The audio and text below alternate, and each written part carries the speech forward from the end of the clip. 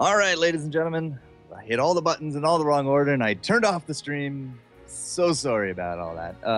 But we're now into game number 2 here of the Go4Heroes Americas Cup number 8. Cloud9 Maelstrom up against TORPEDO. Man, that's going to be a fun match, and I am just me right now. So solo casting. Sorry.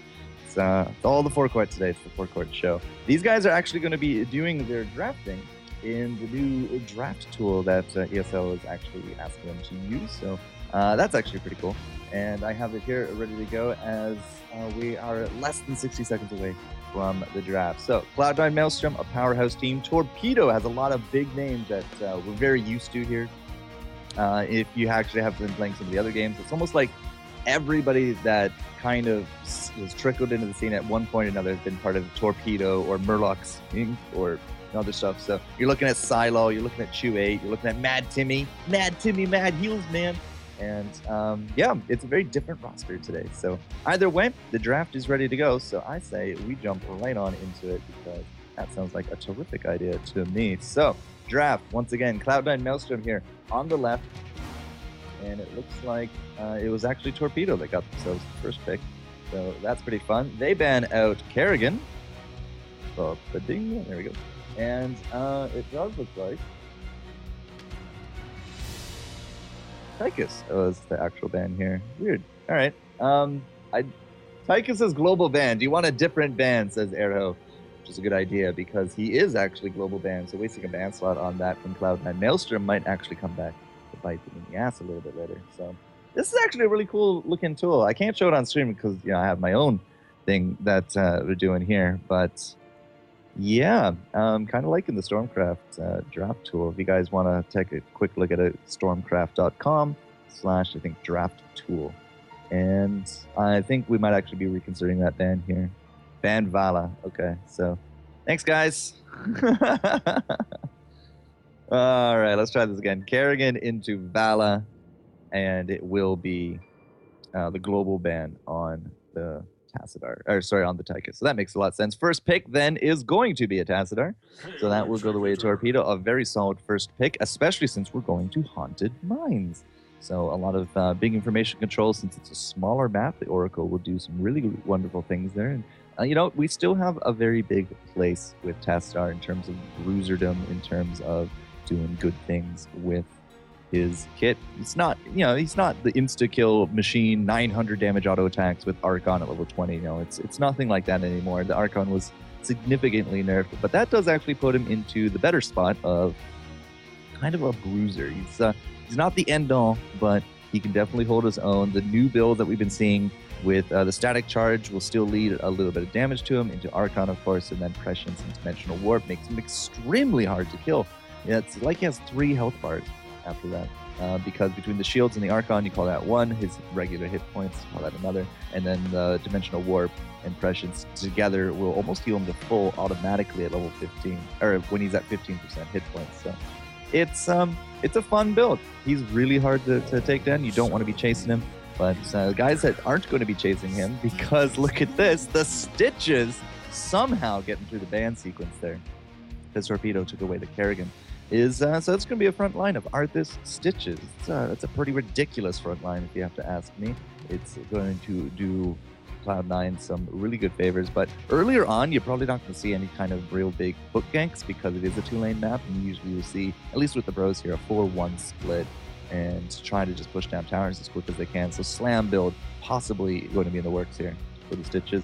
Falstad going to be the counter pickup here from TORPEDO into a Zagara. Zagara can definitely do some good split pushing, but she can also push down those towers in that 4-stack extremely quick. So she's a good pickup here. The Maw can also reset, especially since we got 2 big and beefies here on Cloud9. It's a very good front line once again.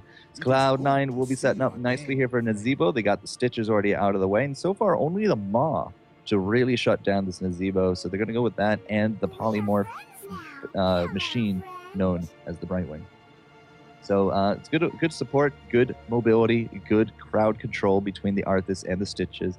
and the Brightwing should lead us into some interesting Ravenuses a little bit later on. And again, you know, with these specialists, you're going to be looking for some big early game pushes. Try to get some down some of those towers so that your golem can have a better time of it. Now, Furion, Mad Timmy, Mad Furion here for Torpedo. He's going to be doing some big things. He actually, I don't think we saw him. No, I did see him one game yesterday in the HPL. And Mad Timmy, Mad Tranquility was what he was rocking yesterday. And their front line is actually going to be rounded out here with a Mirrodin. So there's your team there for Torpedo. Not really a damage-oriented team. You know, with the Bruiser mentality on Tapstar, he can deal the damage, but he's also very survivable. We got the front line of the Mirrodin, so he can jump in and get off the stuns, but you know he can't soak nearly as well as a Stitches, not nearly as well as an Arthas. So it's really going to be on the back of those two to kind of get these initiations done. Fall stood in the back with the Hinterlands, of course, and then Zagara with all of her summons, all being put up by a Malfurion. It's for a Haunted Mines, I'm not entirely too sure this lineup will work. I'm liking Cloud9 Maelstroms more. And now we got we're down to actually pool time. So it's a very Dota-esque kind of system. And they actually have some interesting animations to determine who's actually still picking. Last pickup here is going to be a Sergeant Hammer.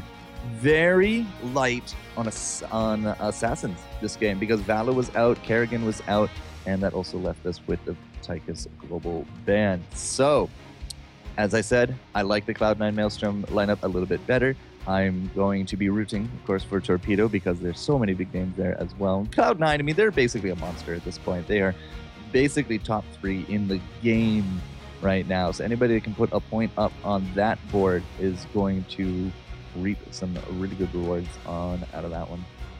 So, Cloud9 Maelstrom and Torpedo, guys. Going to be loading here into Haunted Mines. Are they waiting for me? Yeah. Casting is ready. Yep, so we will jump into that. So Haunted Mines, 2-lane map. Get the skulls or seeds if you're in the inside joke, but if you're not, don't worry. It's all about the skulls. And the bottom lane, into the bottom portion of the map. You're going to see some heavy pushes early on. Very likely no kills if these guys play their cards right. And yes, there we go. We are now jumping into the game. So best of 1 still. Quarterfinals, best of 1. It's only best of 3 finals today.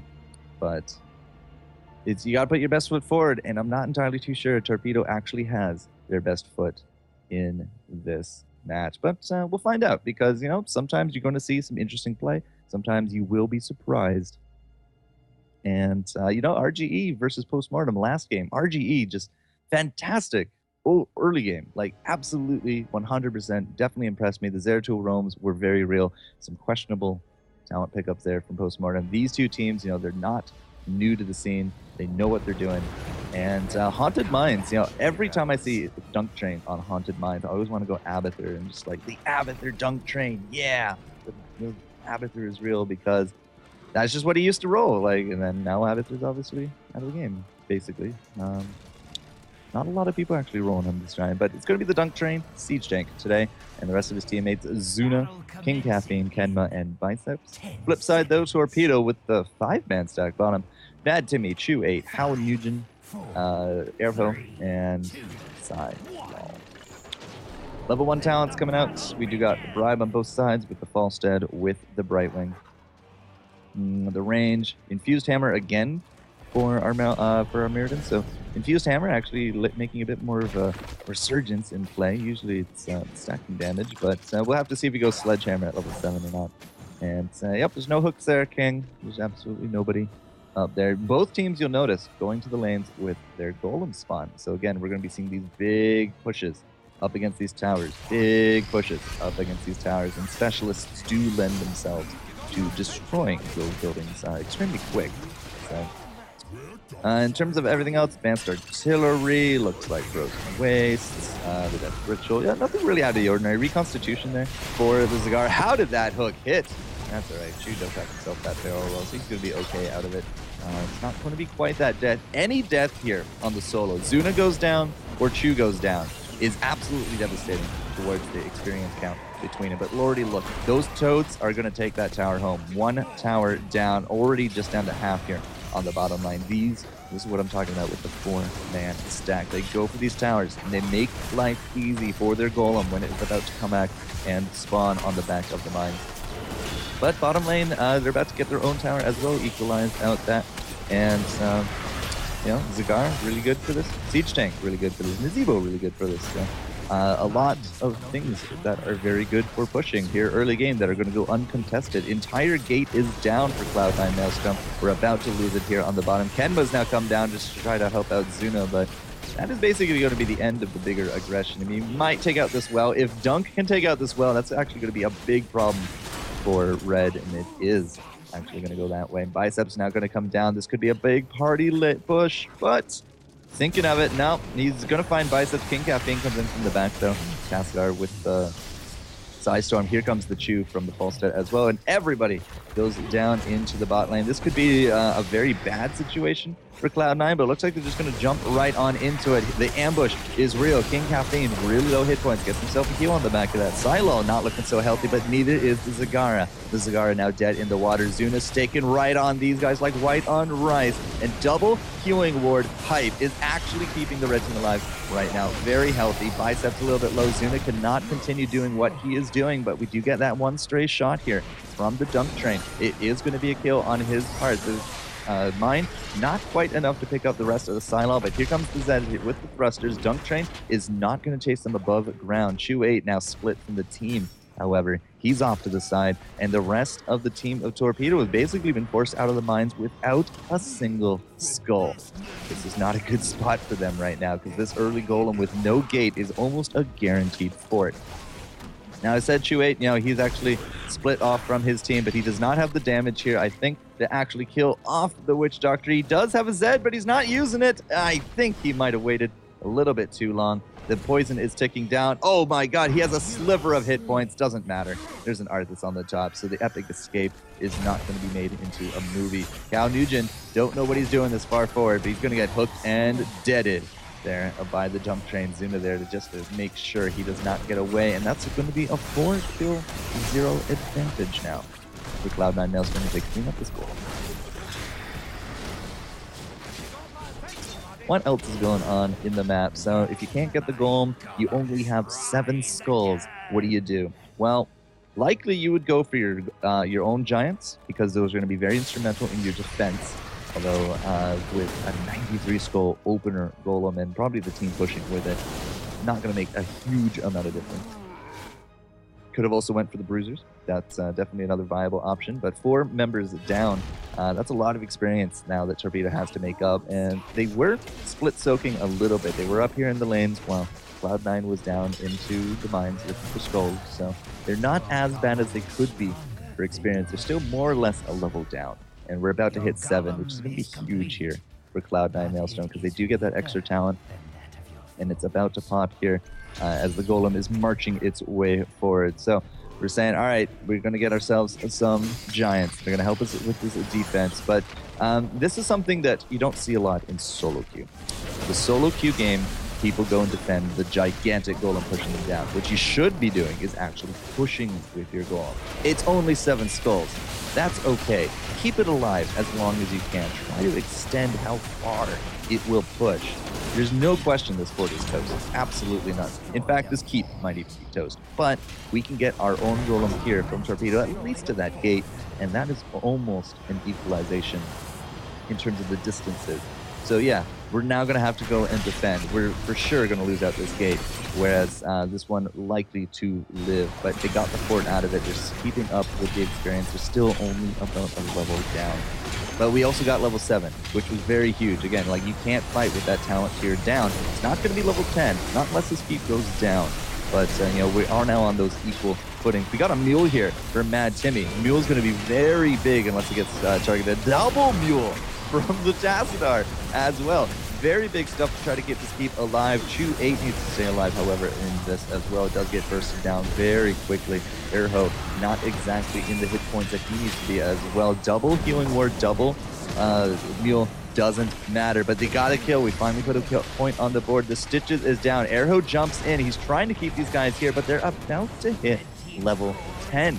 That is not a good fighting arrangement. Level 10 versus the level 8. If they can get this kill on top of Kenma, he doesn't. The phase shift is enough. There was no stuns to stop out that Luxurian monkey right wing from getting out of dodge. And I think his character model is actually bugged. Look at that.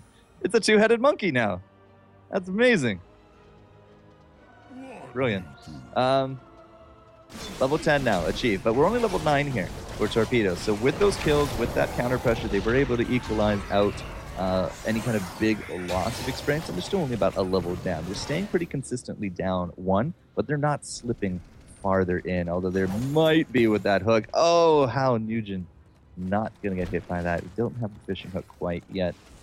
Today, your heroics, Putrid Bile, Blink Heal, Napalm Strike, Ravenous, and of course, Army of the Dead. So it's not going to be a Devourer. A hook into a Devourer is actually very dangerous. Mad Timmy, absolutely very dangerous. He is about to be feasted on. And yeah, a 5-man buffet coming to town.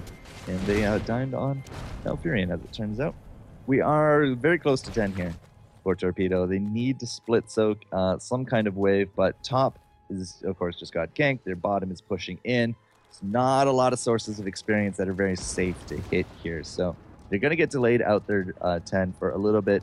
Mines, however, will pop up fairly soon. So, you know, they will have at least something to fight over. They should be 10 by the time skulls come up, though. What else do we have here at level 7? Another mule. 3-mule game. Not something that we see a lot of. We also have the Gust of Healing, so activate for some extra healing. Mad Timmy's actually going to be back up, and oh, he's going to get hit real hard. Here comes the Tranquility, though, and all the ultimates now being used on the field. No deaths as of quite yet. King Caffeine getting a little bit low. Kenma not looking so good either, but there's the the Putrid Bile as well, just slowing down and ticking away on top of everyone. Mirrodin is going to be there for the siege tank, but he jumps in, possibly a mistake as he's getting bursted down. Pretty hard. 1, 2, and 3. There's the hook. That's going to be a dwarf for dinner, guys. And he's now going to be down. And the front line is basically now evaporated here from Torpedo. The Zagara just getting perma-slowed there by the Arthas. She's now going to drop. And 2 members dead. And the bribe coming in here from Kenma. This is almost a death knell now for Torpedo. They got to regroup, and they got to try to get as many skulls as they can. If they can get a team wipe in the bottom lane here, then, yeah, I mean, they could definitely come back, but if they don't get a good amount of skulls, and I don't think they're going to because they just do not have the map positioning here, they got to deal with the Giants. They still got to get into the bottom lane. We got mines out here from the junk. They're not bullhead, but they're going to be used as a good scouting measure. Torpedo can't even come down here. This might be 100 skull golem for Cloud9. The map positioning, their front line, it's just so much better right now at this stage of the game.